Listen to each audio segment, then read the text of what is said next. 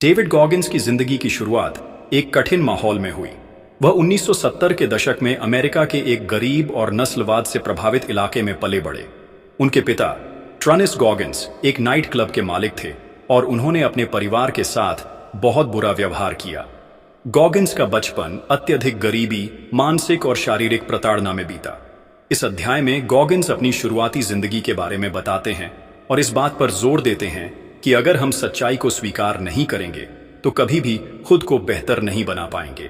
David Goggins का परिवार buffalo, New York में रहता था। उनके पिता का क्लब स्केटलैंड था, लेकिन यह केवल एक व्यवसाय नहीं था, बल्कि यह उनकी जिंदगी पर गहरा असर डालने वाली जगह भी थी। गॉगिंस और उनकी मां को उनके पिता द्वारा शारीरिक और मानसिक रूप से प्रताड़ित किया जाता था। उनके पिता एक सख्त, निर्दयी और क्रूर व्यक्ति थे जो अपनी इच्छाओं को पूरा करने के लिए हिंसा का सहारा लेते थे। हर रात गॉगिंस और उनका भाई अपने पिता के क्लब में बिना किसी आराम के घंटों तक काम करते थे। स्कूल जाने से पहले वे थक चुके होते थे, जिससे उनकी पढ़ाई और मानसिक विकास पर गहरा प्रभाव पड़ा।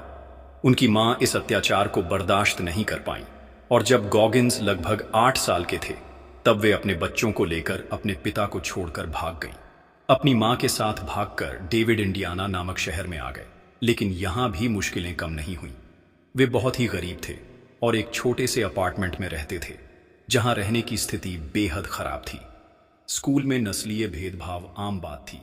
गोरे बच्चे उन्हें गंदे नामों से बुलाते थे, उनके साथ बुरा व्यवहार करते थे और यह सब धीरे धीरे उनके आत्मविश्वास को खत्म करने लगा। उन्होंने महसूस किया कि जिंदगी आसान नहीं होने वाली थी। स्कूल में भी वे पीछे रहने लगे, क्योंकि न सिर्फ वे गरीब थे बल्कि उनका आत्मसम्मान भी बुरी तरह टूट चुका था। धीरे धीरे गॉगिंस अपने डर, असुरक्षा और दुख को अपनी पहचान मानने लगे। गॉगिंस ने महसूस किया कि वे एक कमजोर, डरे हुए और असफल इंसान बनते जा रहे हैं।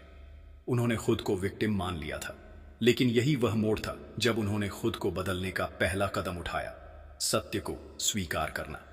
गॉगिंस कहते हैं, अगर तुम अपनी असफलताओं, डर और कमजोरी को पहचानते नहीं हो तो तुम कभी भी मजबूत नहीं बन सकते।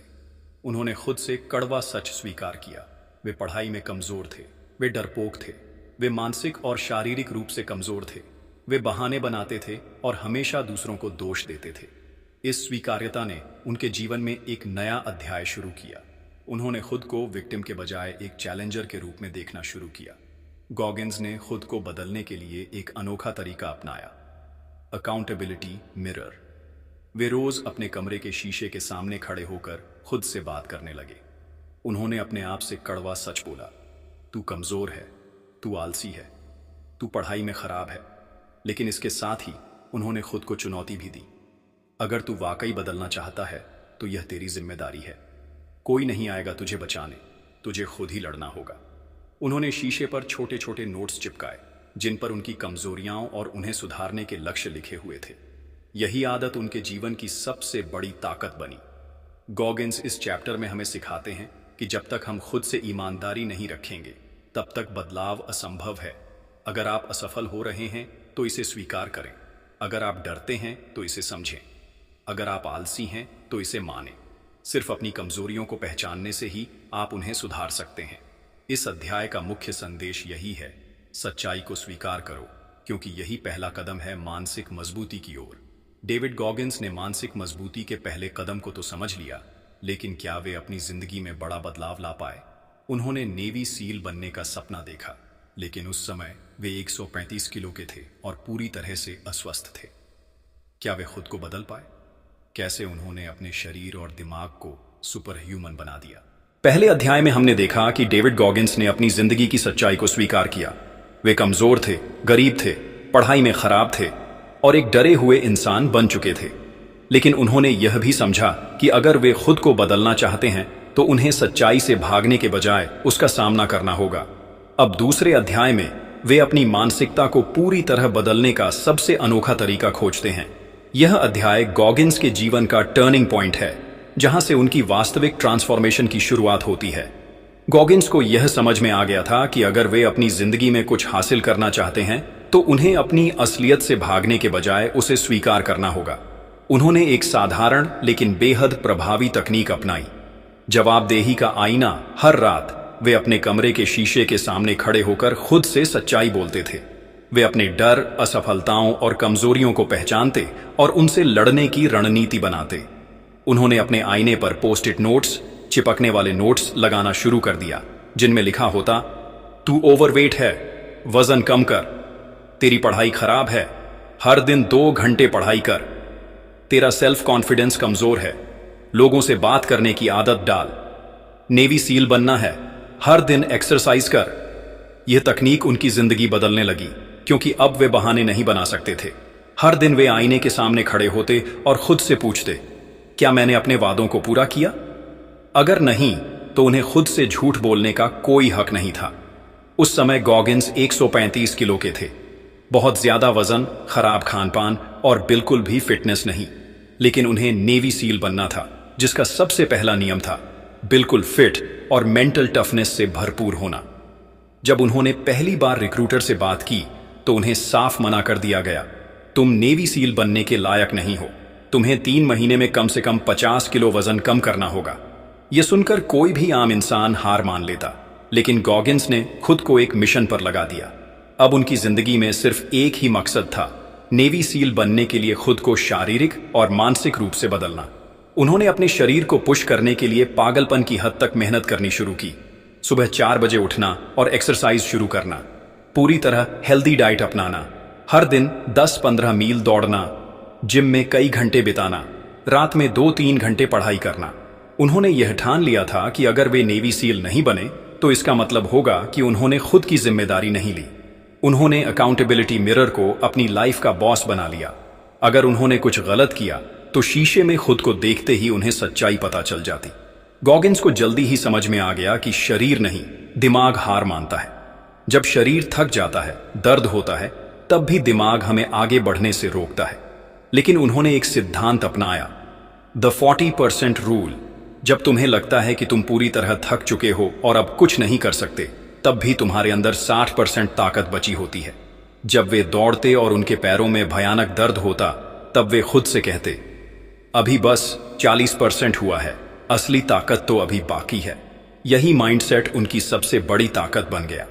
जब गॉगिंस ने अपने आसपास के लोगों को अपनी प्लानिंग के बारे में बताया, तो अधिकतर लोगों ने उनका मजाक उड़ाया।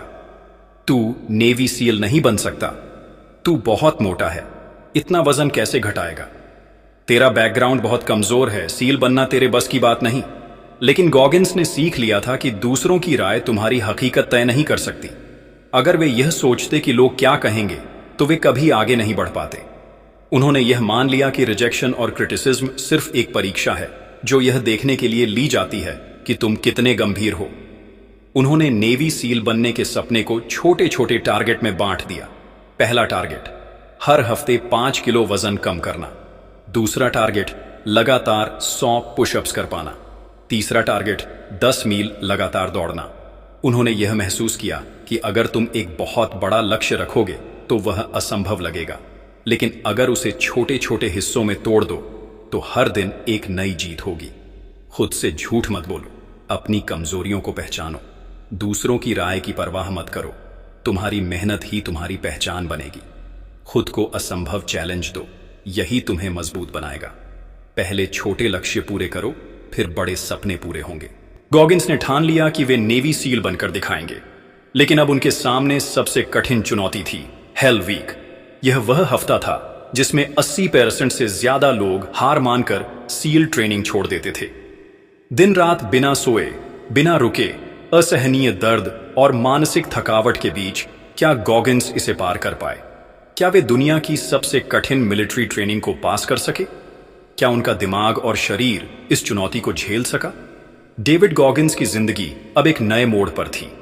उन्होंने अपनी असफलताओं को स्वीकार किया, खुद को बदलने की ठान ली और नेवी सील बनने के सफर पर निकल पड़े। लेकिन असली चुनौती अब भी बाकी थी, हेल वीक। यह वही ट्रेनिंग थी जहां 80% से ज्यादा लोग हार मानकर बाहर हो जाते थे। इस अध्याय में हम देखेंगे कि कैसे गॉगिंस ने मानसिक मजबूती को अपनी सबसे बड़ी ताकत बना लिया और जीवन का सबसे महत्वपूर्ण सबक सीखा। हम अपनी क्षमता का केवल 40% ही इस्तेमाल करते हैं। नेवी सील ट्रेनिंग की सबसे कठिन परीक्षा होती है, हेल वीक।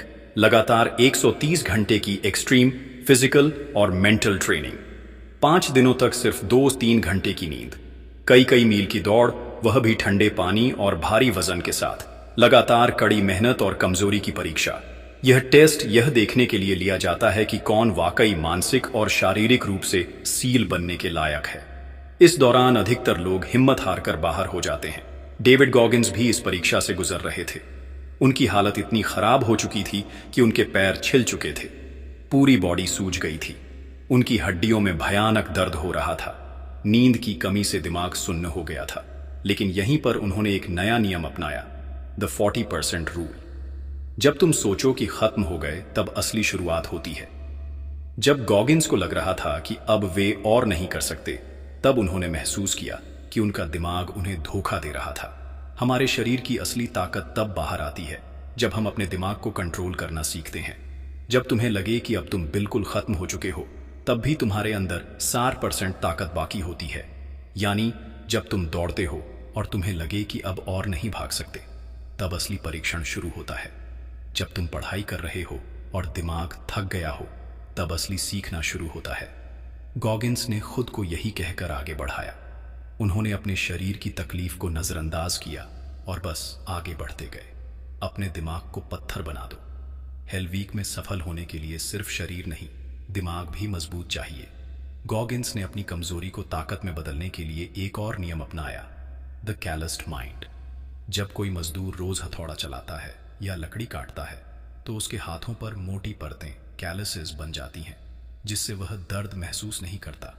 ठीक इसी तरह अगर हम अपने दिमाग को रोज कठिनाइयों से गुजारेंगे, तो वह भी मजबूत हो जाएगा।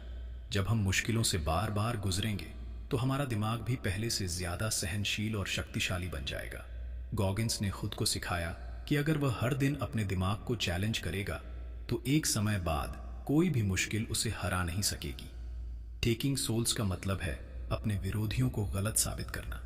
जब लोग सोचते हैं कि तुम हार जाओगे, तब उन्हें दिखाओ कि तुम असंभव को संभव बना सकते हो।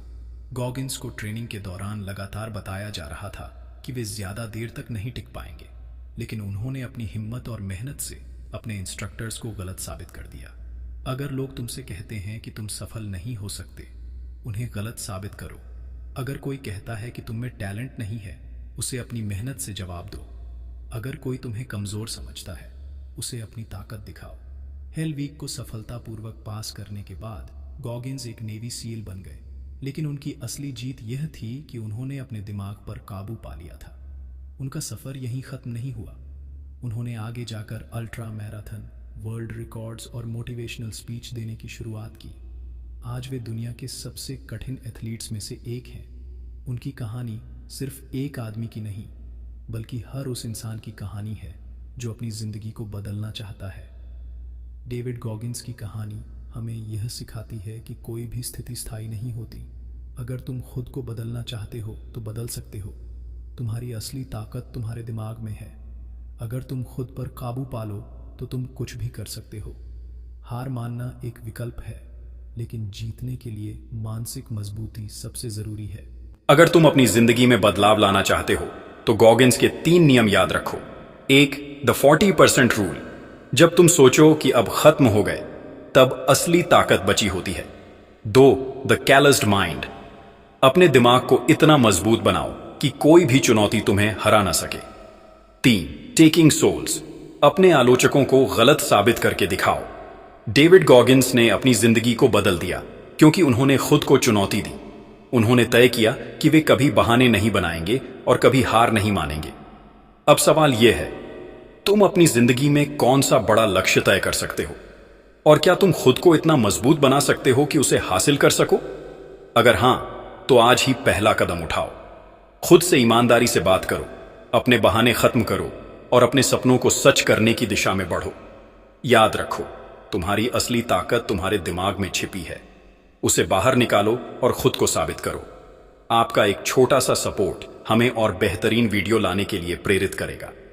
अगर आपको यह वीडियो पसंद आया हो तो लाइक करें, शेयर करें और चैनल को सब्सक्राइब करें।